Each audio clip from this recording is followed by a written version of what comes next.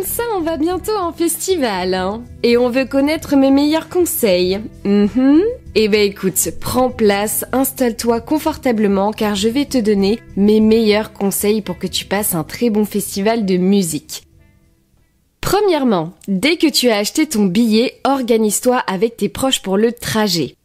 Est-ce que vous y allez en voiture ou plutôt en transport en commun? Tout ça, ça doit être vu dès le départ. Comme ça, on est tranquille et on peut passer à autre chose. Si vous décidez d'y aller en voiture, moi je recommande de désigner au minimum 2 personnes qui ne boivent pas. Pourquoi? Parce que au cas où notre premier Sam pour X raison ne peut plus exercer ses fonctions, on a toujours une autre personne de disponible. Toujours prévoir un plan B dans n'importe quelle situation. Retenez bien ça. Et en dehors de ça, on a toujours besoin de personnes pour s'occuper et surveiller les autres si besoin. Je ferai une parenthèse sur l'alcool et la drogue un peu plus tard dans l'épisode. Si par contre vous décidez d'y aller en transport en commun, renseignez-vous sur le site du festival directement et sur leurs réseaux sociaux. En général, tout est superbement bien expliqué, vous avez accès à toutes les navettes, bus, trains, métro qui vous emmènent et ramènent du festival.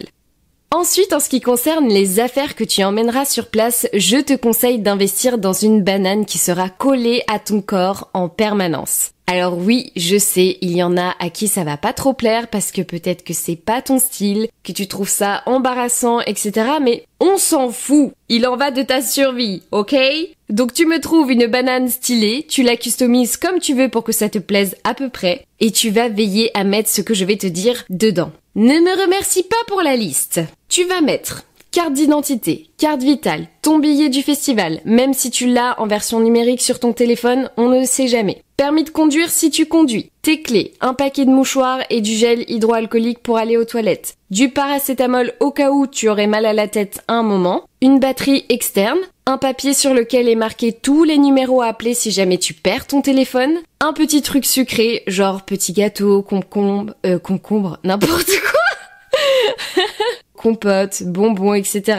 Au cas où tu aurais besoin d'un petit peu de sucre, une petite gourde d'eau et ta carte bancaire, espèce ou ta carte cashless. Petite parenthèse pour ceux qui ne savent pas ce qu'est une carte de cashless, c'est tout simplement une carte mise en place par le festival qui te permet de payer tout ce qui se trouve à l'intérieur. Tu transfères ton argent via le site du festival sur cette carte ou directement sur place, comme ça te permet si tu le souhaites de ne pas prendre de liquide ou ta carte bancaire pour limiter les pertes ou les vols et également de freiner tes potentiels achats compulsifs sur place vu que tu as un budget à ne pas dépasser. Et une fois le festival terminé, s'il te reste de l'argent sur cette carte, tu n'as plus qu'à te rendre sur leur site pour faire une demande de remboursement que tu récupéreras d'ici quelques semaines. Parenthèse fermée. Tout ça, c'est vraiment le starter pack minimum à avoir sur soi pour passer une bonne journée de festival. Et le fait de le mettre dans une banane, ça te permet d'avoir un œil en continu sur tes affaires personnelles et de limiter les pertes ou les vols. Après, pour la team sac à dos, vérifiez bien que ce que vous décidez de mettre dedans est autorisé par le festival. Vous pouvez regarder sur leur site la liste des objets interdits parce que je vous assure que ça peut aller très vite. Moi, je sais qu'on m'a déjà jeté un déodorant en spray tout neuf parce que c'est un produit inflammable, un couteau que j'avais emmené pour le pique-nique mais qui est donc un objet tranchant, donc pareil, ça a été jeté. Une petite bouteille de Coca-Cola en verre confisquée parce que les bouteilles en verre peuvent être dangereuses. Enfin, tu vois, ça peut aller vraiment très vite. Donc vérifie bien la liste pour éviter de jeter des objets inutilement à la poubelle. Et pareil pour ton équipement si tu dors au camping. D'ailleurs, à ce propos, ne m'en voulez pas, mais dans cet épisode, je ne vais pas parler de la partie camping, tout simplement parce que c'est quelque chose que je n'ai jamais cherché à expérimenter. J'ai besoin d'avoir un certain confort quand je rentre d'un festival. J'aime dormir dans un bon lit, prendre une douche bien chaude, me reposer sans bruit, etc. Mais de ce que m'ont dit mes potes qui ont l'habitude d'y aller, c'est un monde parallèle dont il est très difficile de revenir vivant. Non, en vrai, je rigole. Ce qu'ils m'ont surtout dit, c'est qu'il faut respecter 2 règles. La première règle, c'est qu'il est interdit de parler du Fight Club. La deuxième règle, c'est de ne jamais accepter un apéro avant d'avoir été voir les concerts que tu voulais. Parce que sinon, tu ne ressortiras jamais du camping et tu vas louper tous les artistes que tu tenais absolument à voir. Donc, ne tombe pas dans ce piège et respecte bien ces 2 règles. Voilà, vous faites ce que vous voulez de cette information et vous me raconterez comment ça s'est passé, hein. Troisième conseil, fais-toi plaisir au niveau de ton look vestimentaire. Si t'as envie de te faire un beau make-up, de mettre des tenues que t'oses pas mettre d'habitude, de faire une coiffure ou une coloration spécifique, fais-le. C'est le moment de briller, ok? Rihanna a dit « Shine bright like a diamond », ok? Donc on va respecter les conseils de la queen et tu vas me mettre ce pot de paillettes sur ta tronche, d'accord? Bien sûr, il faut avant tout que ça reste une tenue confortable dans laquelle tu te sens bien, qui est adaptée à la météo, mais dans lequel tu te sens quand même méga stylé, tu vois? Faut qu'il y ait ce bon équilibre. Et pour ça, n'hésite pas à t'organiser un mini défilé dans ta chambre pour t'aider à trouver la tenue parfaite ou d'aller te préparer directement avec tes potes. Perso, c'est un de mes meilleurs moments. Quand tout le monde se prépare ensemble, il y en a qui coiffent, il y en a qui maquillent, qui donnent leur avis, d'autres qui font à manger et d'autres qui font les flashs. Pardon, oubliez ce que je viens de dire avant. N'oublie pas de prendre des bonnes baskets aussi car tu vas beaucoup piétiner, danser, sauter, marcher toute la journée et de prendre un pull pour le soir et ça, même s'il prévoit toute une journée en plein soleil à 30 degrés, je peux te dire qu'à minuit, 1h du matin, il caille sa race et tu seras bien content d'avoir pris ce pull, crois-moi. Quatrième chose, quand tu arrives au festival, détermine un point de ralliement avec tes proches. Surtout si vous êtes nombreux. Car soyons honnêtes, une fois que tu passeras l'entrée du festival, tu ne reverras plus les 3/4 de tes potes. Simone et Augustine voudront absolument aller voir leur artiste préféré, alors que Jocelyne, elle en a rien à foutre de tout ça. Parce que ce qu'elle veut, c'est se taper une énorme pizza avec son crush qu'elle a rencontré il y a même pas 5 minutes. Quant à Bernadette et Gertrude, ça fait 1 heure qu'on les cherche parce que soi-disant, elles sont parties pisser. Richard et Bernard sont partis chercher leur 3e pinte alors que ça fait même pas 1 heure qu'on est arrivé. Jean-Charles est parti retrouver son ex. Albert et Irène sont partis faire leurs meilleures photos pour leurs réseaux sociaux. Et la meuf, dont tu ne connais pas le prénom, qui a été invitée à la dernière minute, est partie chercher une personne qui connaît une personne qui vend des bonbons magiques. Voilà la triste réalité des festivals quand tu pars avec beaucoup de monde. Ils vont tous s'éparpiller à droite à gauche et tu ne pourras rien faire pour les en empêcher. Mais revenons à notre point de ralliement, si vous le voulez bien, qui est très important. Pourquoi ? Parce que, déjà moi je suis une nana très prévenante dans la vie, tu vois, et j'aime bien me rassurer en me disant que si jamais l'un de mes potes, ou moi-même, pour je ne sais quelle raison, se retrouve tout seul, sans téléphone et sans la fameuse petite liste avec les numéros dessus. Oui, je sais, il faut vraiment y aller pour arriver à ce genre de situation, mais moi je préfère prévenir que guérir, ok ? Et bah tout le monde sera bien content de pouvoir se référer à ce fameux point de ralliement. Parce que vous ne vous en rendez peut-être pas compte comme ça, mais il y a énormément de monde dans un festival de musique. Et ça c'est d'ailleurs mon prochain conseil, attends-toi à être entouré d'énormément de gens.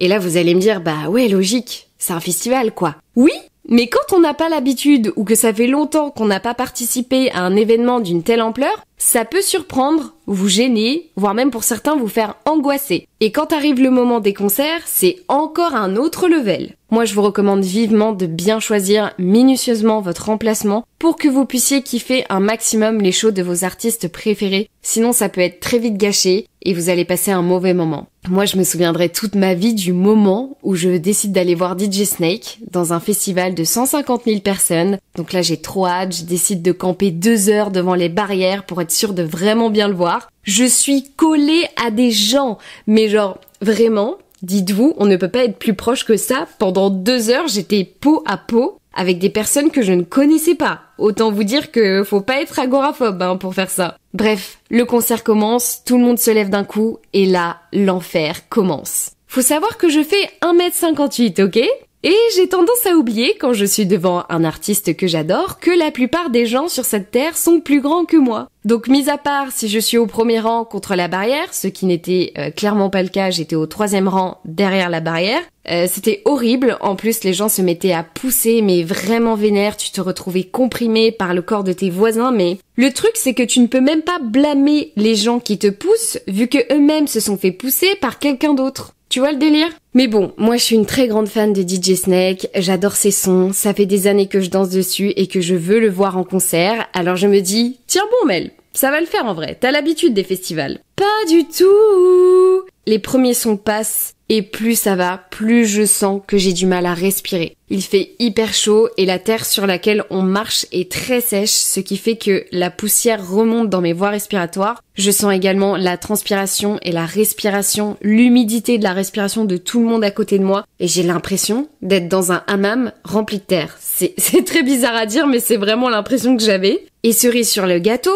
comme je suis très petite, j'arrive pas à respirer l'air frais qui se trouve au-dessus de la tête des gens. Et ma pote Camille, qui était avec moi à ce moment-là et qui elle est beaucoup plus grande, elle me regarde et elle me dit « Mel, t'es sûre que ça va ? Tu veux pas qu'on décale un peu ?» Et moi j'étais dans le déni, j'étais là en mode « Non, t'inquiète, ça va nickel et tout, j'ai l'habitude. » Je nie tout en bloc parce que ce que je veux, c'est voir de mes propres yeux DJ Snake. J'avais pas envie de le regarder sur les écrans géants comme si c'était sur mon téléphone. Et surtout, dans ma tête, je me disais, j'ai pas campé ici 2 heures pour rien, quoi. Même pas 2 minutes plus tard, les gens se mettent à faire d'énormes pogos. Et là, c'est la fin pour moi. Pour ceux qui ne savent pas ce que c'est un pogo, c'est un moment où les gens se mettent tout naturellement à se rentrer dedans très violemment pendant le drop d'un son. Et ça les rend très heureux d'ailleurs. Et moi je suis là, en vrai, j'en peux plus. Je commence à avoir la tête qui tourne, j'arrive plus à encaisser les coups, ni les bousculades. Et en vrai, j'arrive même plus à voir la tête de DJ Snake tellement les gens se bousculent, quoi. Et là, je regarde Camille, désespérée, je m'avoue vaincue, et je lui dis « Tire-moi de là, s'il te plaît ». Et là, elle m'a sauvé la vie ce soir-là. On a galéré à sortir de cette grosse marée humaine, mais on s'est mise juste un peu sur le côté,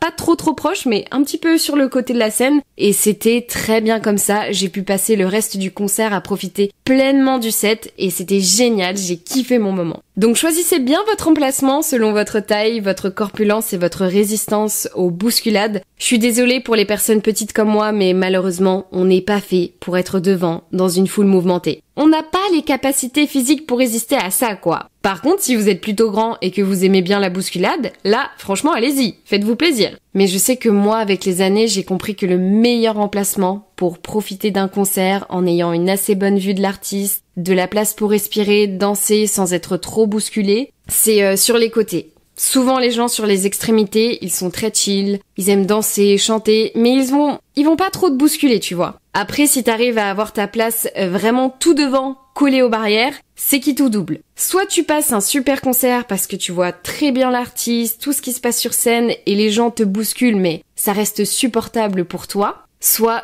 t'es tombé sur le mauvais public et là, c'est la merde. Parce que ton corps va être plaqué en permanence contre la barrière, donc ça peut parfois t'empêcher de bien respirer. Et les gens vont tout simplement chercher à te pousser pour te piquer ta place devant. Je te jure, c'est véridique. Ça arrive. Clairement, encore une fois, t'as capté, ça sent le vécu. En vrai, ces cas-là sont plus rares, mais ça m'est arrivé déjà 2-3 fois de demander à des vigiles de carrément me faire évacuer par l'avant de la foule, tellement c'était horrible à supporter, quoi. Et après, si tu veux que personne ne te bouscule tout court, je te conseille de te mettre tout au fond, derrière. Alors oui, l'artiste est réduit à la taille d'une fourmi, mais si les écrans géants te suffisent, ça fera ton bonheur et tu auras une belle vue d'ensemble sur toute la scène. On arrive au 6e conseil qui sera ma mise en garde sur l'alcool et la drogue en festival. Tata Dolly se devait de faire une piqûre de rappel, l'abus d'alcool et la consommation de stupéfiants sont dangereux pour la santé. Ok ?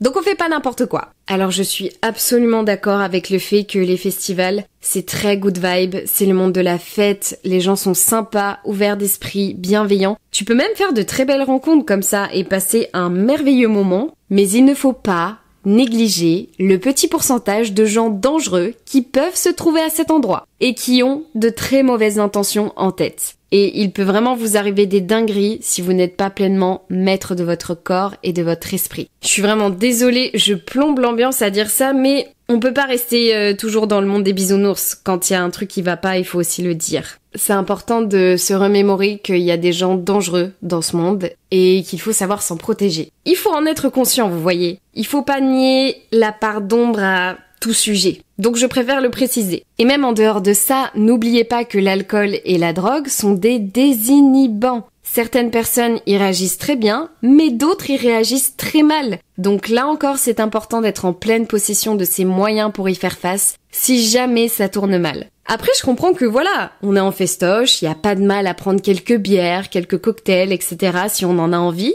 Mais dans ce cas-là, soyez responsable. Donc, ne conduisez pas.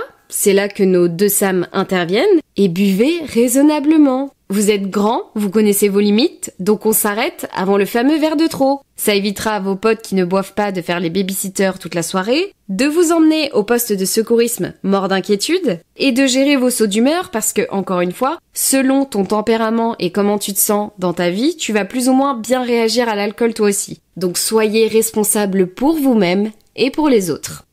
En ce qui concerne la drogue, le mieux c'est évidemment de ne pas en prendre tout court. Je vous rappelle que c'est de la grosse merde que vous payez cher, qui détruit votre santé, vous rend malade et vous fait déprimer le lendemain, sans parler du fait qu'elle peut provoquer, tout comme l'alcool d'ailleurs, une addiction très dangereuse pour votre santé à long terme. Après voilà, on sait que tout ce qui est interdit attise forcément la curiosité et donne envie d'être bravé pour voir ce que ça fait, mais honnêtement, vous savez que ce n'est pas une bonne idée. On se sait, n'est-ce pas? Après voilà, si vous êtes quand même décidé à le faire, faites-le mais dans de bonnes conditions. C'est-à-dire dans le cadre où vous vous sentez bien dans votre vie déjà, pas de peine de cœur, pas de problème au travail ou autre, sinon on tombe vite dans le côté obscur de la force directement. Et l'addiction est quasi immédiate, vous limitez la dose au minimum et vous faites ça avec des gens qui sont sobres et qui savent ce que vous avez pris, qui vous surveillent et qui seront là s'il y a le moindre problème. Mais encore une fois, je le précise, c'est de la merde pour votre corps et je ne vous incite pas du tout à en prendre.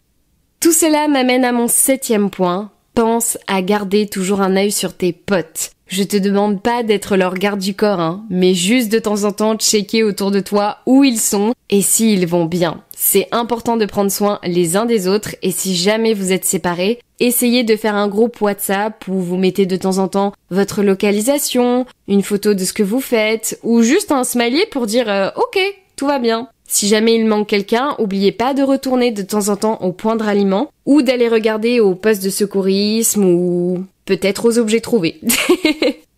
8e conseil qui est un des plus importants, mange, bois de l'eau et n'oublie pas de mettre de la crème solaire. Ça paraît évident dit comme ça, mais tu t'amuses tellement en festival que tu oublies de le faire. Mais si tu veux tenir toute la journée, voire même plusieurs journées de festival, y a pas de secret, faut chouchouter ton corps un maximum. Sinon, tu risques de faire des insolations, avoir mal à la tête, avoir la tête qui tourne, la nausée, être pas bien, tu vois. Donc toutes les heures, pense à boire un peu d'eau. Quand c'est bientôt l'heure de manger, va checker les différents stands de bouffe. Tu vas voir, il y a plein de trucs hyper variés, mais va te commander quelque chose à manger. Et quand tu sens que ta peau, elle commence à bien chauffer au soleil, pense à remettre de la crème solaire, c'est très important. Surtout en période estivale, ça va très vite. Et mon dernier conseil, qui est l'un des meilleurs, amuse-toi. Va danser, lâche-toi, chante, souris, crie, profite du soleil s'il fait beau. Hésite pas à faire des pauses où tu t'assois en rond dans l'herbe avec tes potes pour discuter et reprendre des forces. Va explorer le festival entièrement. Selon le type de festival où tu te trouves, tu vas avoir différents stands qui sont hyper intéressants. T'as des fois des stands de make-up, de coiffure, de tatouage, d'initiation à la danse, aux arts créatifs, parfois des jeux, des échanges de sensibilisation à des causes, des stands pour faire des photos, des vidéos, et il y a même parfois des manèges, donc va découvrir tout ça. N'hésite pas à aller te servir en bouchons d'oreilles également, qui sont souvent en libre service. Si jamais tu veux te reposer tes oreilles parce que tu trouves que le son est un peu trop fort, ça va te faire beaucoup de bien. Et si tu dors au camping, tu seras bien content de les avoir. Parfois, il y a aussi des pistes de boue jetables pour les filles mises à disposition dans les toilettes en libre service. Et ça, c'est vraiment très cool. Et n'oublie pas de faire des belles photos, des belles vidéos pour immortaliser ces beaux moments. Forcément, je dis ça parce que j'adore la photo et la vidéo, mais tu seras bien contente de retomber sur ces beaux souvenirs plus tard parce que les festivals, c'est une expérience hyper intense de dingue où tu passes la journée entourée des gens que tu aimes, à faire la fête, à danser, à chanter, boire, manger, rigoler, s'amuser, en admirant les shows de tes artistes préférés et en découvrant d'autres. Franchement, honnêtement, c'est un truc à faire au moins une fois dans sa vie, tellement c'est merveilleux. Sur ce, je vous souhaite de passer un excellent festival. Vous avez désormais toutes les clés en main pour y survivre. J'espère que cet épisode vous aura plu. Si c'est le cas, n'hésitez pas à mettre 5 étoiles au podcast. Prenez soin de vous et je vous dis à très bientôt pour un prochain épisode de Dolly's Talk. Mouah, bisous!